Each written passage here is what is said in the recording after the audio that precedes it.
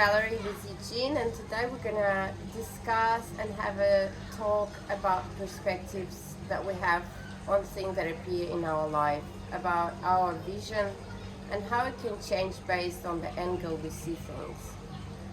So, if you think about what's happening in your life and everyone's in society, and what fear comes to your mind if you think of something big that's happening at the moment today? Thanks for having me this early morning on Bali, and I think it's a great time to comprehend some of the bigger things that's happening to humanity and on the planet.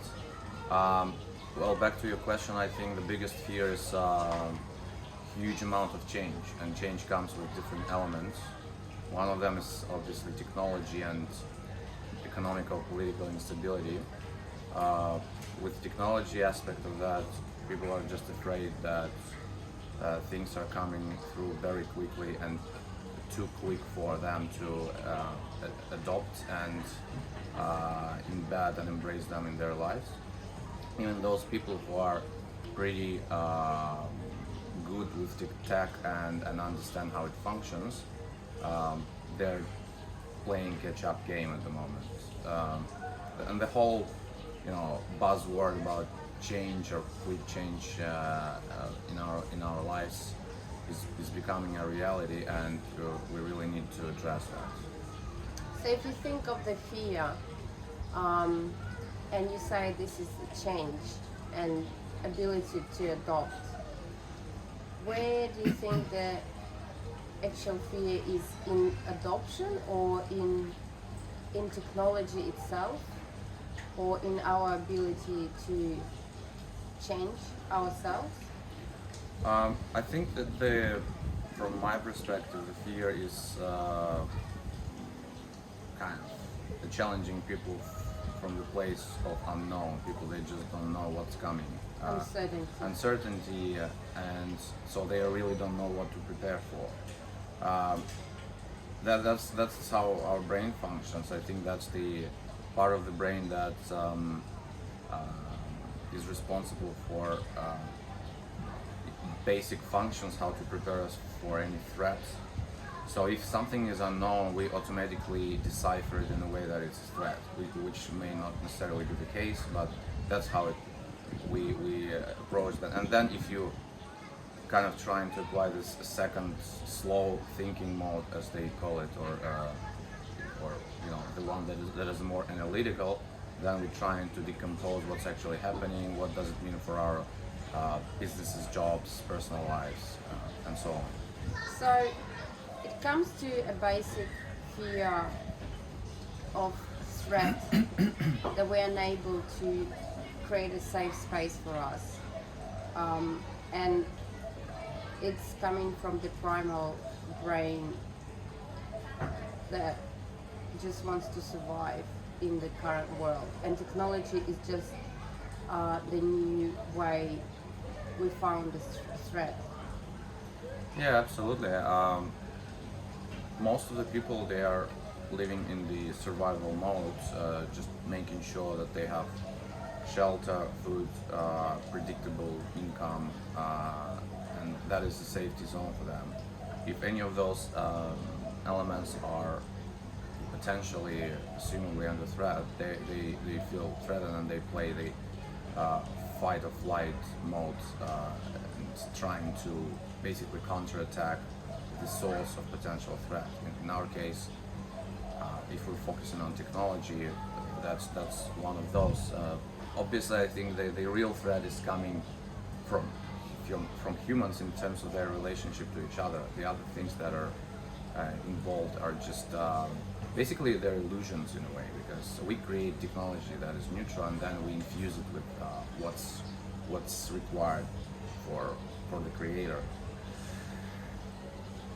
So if you think from the bigger picture, when we decided to talk about current fear in society, in our life, and you said that the fear comes from the technology and there are lots of change, and then we came to conclusion that it's the same fear that we had 1,000 years ago of surviving and creating a safe space.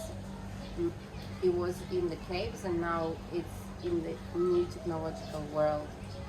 So basically, to find a safety, we need to look inside ourselves to understand that the threats are always there. They've been through generations, and we always found a way to cope with threats and fears.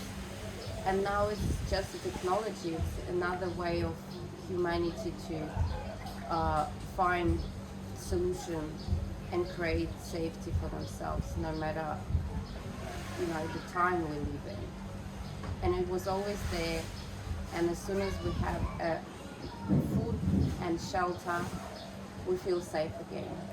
Yeah, exactly. I think your sort of brainstorming brought me to the thought that historically the way we were coping with fears and addressing those challenges was normally, or in many instances, through collective, through sense of belonging, through groups. We created groups based on religion, on beliefs, on military purposes, on political purposes, economic purposes, cultural, national, other reasons, right? And we've always been creating certain unions between groups of people that would create more safe space for whatever purpose, and pretty often they were manipulated by some